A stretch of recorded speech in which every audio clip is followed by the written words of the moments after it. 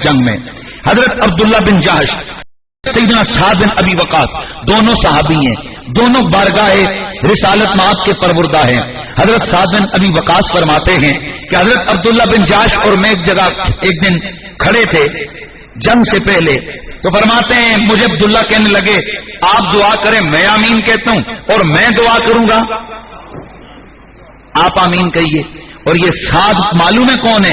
جنہیں میرے نبی نے فرمایا تھا یا اللہ میرے سعد کو مجیب الدعوات بنا دے، یعنی یہ جو دعا کرے اللہ اس کی دعا قبول کر لے. حضرت سعد بن ابی وقاص فرماتے ہیں میں نے پہلے دعا کی یا اللہ کل میرا مقابلہ تیرے دین کے دشمن کے ساتھ ہو، اے پروردگار تو میرے سامنے آئے، میں اس کے سامنے جاؤں، وہ مجھ پہ حملہ آور ہو، میں اس پہ حملہ کروں، پھر مجھے اتنی مدد کر میری میں اسے گرا کر کے اسے قتل کر دوں. حضرت عبداللہ بن جہش نے کہا آمین. اللہ اللہ.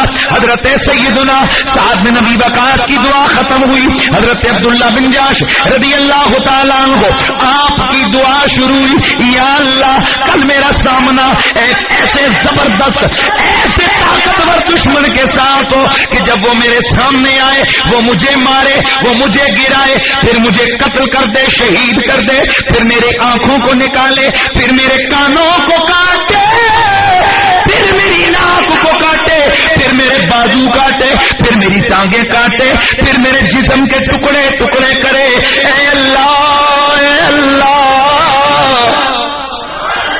تو مجھے ایسے حال میں شہید کروا دے، اور جب تاکہ میں تیری بارگاہ میں آؤں تو مجھے کہے یا عبدی فیم جدی انف، او میرے بندے تیرا ناک کدھر گیا، او میرے بندے باذنک تیری کان کدھر گئے، تیری آنکھیں کدھر گئی، تیری ناک کدھر گئی، تیرے ہونٹ کدھر گئے، تیرے ہاتھ کدھر گئے، تیرے پاؤں کدھر گئے. تو میں عرض کر دوں فی کا وفی رسول کا، فی کا وفی رسول کا یا رب العالمین. اے اللہ میں نے تجھ پر تیرے نبی کی ذات پر سب کچھ قربان کر دیا ہے.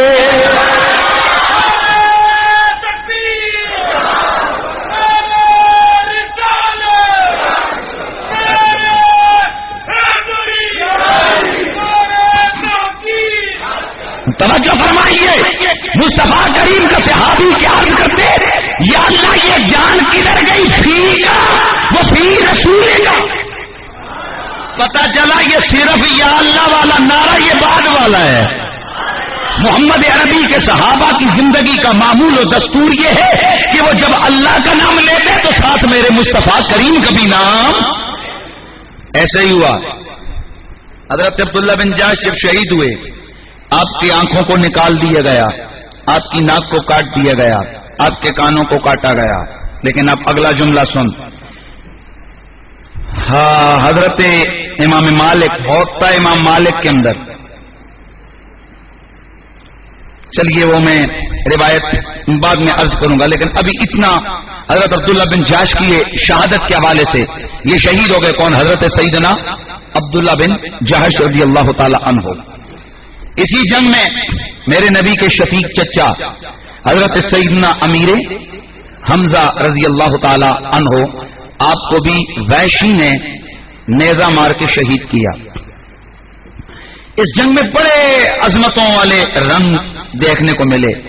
حضور کے ایک صحابی حضرت عامر بن جموع رضی اللہ تعالی عنہ، یہ لنگڑے صحابی تھے، 4 بیٹوں کے باپ، معوذ و معاذنی کے بیٹے تھے. یار سمجھ رہے ہیں، سبحان اللہ کی صدا تو لگائی ہے نا. جب چلتے تو لنگڑا کے چلتے. میرے رسول کی طرف سے اعلان ہوا جنگ کا، احد کی جنگ کے لیے صحابہ نے اپنے اپنے نام لکھوائے. 4 گبرو جوان بیٹے چاروں آئے. ابا جان آپ رکیے، آپ کے لیے فرض نہیں ہے، آپ معذور ہیں، آپ میدان جہاد میں مت جائیے، آپ رک جائیں. بیوی نے بھی تانا مارا، ابے چل سکتا نہیں تو جہاد کے لیے جانے لگا ہے. آئے ہائے ہائے ہائے ہائے، چل سکتا نہیں اور جہاد کے لیے جانے لگے. تو نہیں لڑ سکتا، رک جا۔ اللہ اکبر، سیدھے حضور کی بارگاہ میں گئے، یا رسول اللہ 4 بیٹے ہیں، چاروں راہ جہاد میں راہ اسلام میں آنا چاہتے ہیں، بیوی نے بھی تانا مارا ہے، یا رسول اللہ آقا حضور ٹھیک ہے میری ٹانگ چلنے کے قابل نہیں ہے، پر حضور کیا میں جنت کی زمین کو اپنے لنگڑے پاؤں سے روند نہیں سکتا ہوں؟ سرکار نے فرمایا ٹھیک ہے جانے دو اسے۔ میدان جہاد میں گئے، میدان جہاد میں گئے، شہید ہوئے۔ آپ کے جسد اطہر کو جب اٹھایا جانے لگا، 1 بندہ، 2 بندے، 4 بندے، 5 بندے، 10 بندے، اٹھتے کا نام ہی نہیں لیتی ہے۔ یہاں سے دیکھنا ذرا، معاملات سمجھنا۔ یا رسول اللہ باقی جتنے بھی اجساد طیبات ہے، جتنے بھی شہداء کے جسم ہیں، ان کی میتیں گے حضور وہ ہم لے آئے گے، پر یا رسول اللہ یہ عمرو بن جموح کی لاش نہیں اٹھ رہی، ان کا جسد اطہر نہیں اٹھ رہا۔ میرے کریم مدنی نے فرمایا ذرا بلاؤ اس کی بیوی کو، بیوی آ گئی، فرمایا بول میرے غلام نے آخری دعا کیا کی تھی؟ آپ نے عرض کی کہ یا رسول اللہ میرے گھر والے نے آخری دعا یہ کی تھی، اللہم لا تردنی الی اہلی خائبہ، یا اللہ مجھے اب گھر کی طرف نہ لوٹانا۔ فرمایا اب اس کی لاش اٹھے گی بھی نہیں، اس کو ادھر ہی دفن کر دو، اب یہ واپس نہیں آئے گا مدینے میں دفن ہونے کے لیے۔ اس نے کہہ دیا ہے نا، تو کیونکہ زوجہ نے کہا تھا نا کہ تو کیا لڑے گا، تو دعا کی تھی یا اللہ مجھے ان کے ساتھ پھر نہ ملانا مدینے میں تیری راہ میں شہید ہونا چاہتا ہوں۔ وہیں پر کیا ہو گئے؟ بولیے شہید ہو گئے۔ غسیل الملائکہ حضرت سیدنا حنظلہ رضی اللہ تعالی عنہ، نکاح کے بعد، شادی کے بعد پہلی شب زفاف ہے۔ اللہ اکبر، توجہ فرمانا میرے رسول اللہ کے دیوانوں، میرے نبی کا کلمہ پڑھنے والوں، مجاہد صحابی ہے، پہلی رات ہے، پہلی رات شب زفاف ہے۔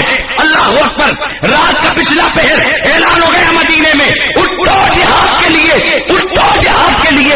اسی طرح اٹھے، آپ نے غسل جنابت بھی نہ فرمایا، لبیک لبیک کہتے ہوئے میدان جہاد میں چلے گئے۔ اب جب جنگ ہوئی دوران جہاد شہید ہو گئے، ادھر شہید ہوئے، میرے رسول کے سامنے کسی نے بات کی، عرض کیا یا رسول اللہ یہ جو حنظلہ ہے نا آج بڑا ٹوٹ ٹوٹ کے حملے کر رہا تھا، پلٹ پلٹ کے حملے کر رہا تھا، شیر کی طرح حملے کر رہا تھا۔ میرے مصطفیٰ نے فرمایا کہ ہاں میں دیکھ رہا ہوں کہ حنظلہ کو فرشتے آسمانوں پر غسل دے رہے ہیں۔ ایک سیکنڈ، نبی کدھر ہیں؟ میرے مصطفیٰ کدھر کھڑے ہیں؟ زمین پہ کھڑے۔ فرمایا میں دیکھ رہا ہوں آسمان کے فرشتے حنظلہ کو غسل دے رہے ہیں۔ صحابہ گئے، ادھر ادھر دیکھا یا رسول اللہ، اور سچ میں ان کا جسد اطہر تو نظر ہی نہیں آ رہا۔ فرمایا ہو تو نظر آئے، وہ آسمانوں پہ ہے۔ اب جب دوبارہ پلٹ کے گئے صحابہ کیا دیکھتے ہیں کہ آپ کے جسم اطہر کے اوپر سے، آپ کے چہرے بالوں سے، سر کے بالوں سے پانی کے تازہ قطرے ٹپک رہے ہیں۔ یا رسول اللہ اب یہ منظر کیا ہے؟ اب کچھ باتیں تو وہ تھیں جو میرے رسول نے بتا دی۔ فرمایا کچھ ایسا ہے کہ ذرا اس کے گھر والی کو بلاؤ تاکہ پتا چلے کہ یہ معاملہ کیا ہے۔ آپ کی زوجہ آئی، سرکار نے فرمایا کہ اوروں کو فرشتوں نے غسل نہیں دیا، صرف تیرے خامد کو غسل دیا ہے، وجہ تو بیان کر۔ عرض کی یا رسول اللہ جیسے ہی جہاد کا اعلان ہوا، یہ اس وقت شب زفاف میں تھے اور حضور اسی حالت میں یہ اٹھ کے میدان جہاد میں آ گئے تھے، انہوں نے غسل جنابت نہ کیا تھا۔ اللہ اللہ، قربان مصطفیٰ کے صحابی کی عزت پہ، قربان نبی کے مجاہد کی شان پہ کہ ادھر غسل جنابت نہ تھا اور میدان جہاد میں مرنے والے، شہید ہونے والے شہید کے جسم کو غسل دینا ضروری نہیں ہے۔ اللہ کریم نے گوارا نہ کیا کہ میرا بندہ میرے نبی کی پکار پر اگر گھر سے نکلا ہے تو اس کا غسل نہ ہو۔ فرمایا فرشتوں میرے نام پہ جان دے دی ہے، اب اس کا غسل گھر میں نہیں ہوگا، اس کا غسل آسمانوں پہ ہوگا، اس کا غسل خداگر کرنے کے قابل نہیں، اور اس کو کوئی غسل نہیں دے گا، اس کو تم غسل دو گے۔ یہاں سے ایک بات تو پتا چلی کہ قربان عظمت صحابہ پر، نبی کے صحابہ کی عظمت پہ میرا تن من دھن قربان ہو جائے، اور دوسرا یہاں سے یہ یہ پتا چلا قربان نگاہ محمد کی پرواز کے، قربان مصطفیٰ کی نگاہ کی پہنچ کے کہ کھڑے مدینے میں ہیں، دیکھتے آسمانوں پہ ہیں، اور صرف دیکھتے ہی نہیں، پتا بھی یہ ہو کیا رہا ہے، پتا بھی یہ ہو کیوں رہا ہے۔ تو بس بات ختم ہے۔ اگر میرا نبی صدیوں پہلے مدینے کی سرزمین پہ کھڑے ہو کر آسمانوں کے اوپر کے حالات کو جانتے بھی ہیں، سمجھتے بھی ہیں، تو وللآخرۃ خیر لک من الاولی کا یہ عظمتوں کا رنگ ملنے کے بعد اگر میرا نبی مدینے میں بیٹھ کے آسمان کے مشاہدات فرما سکتے ہیں تو کیا وہ مدینے میں بیٹھ کے پاکستان کے غریب غلاموں کے احوال سے باخبر نہیں ہو سکتے ہیں؟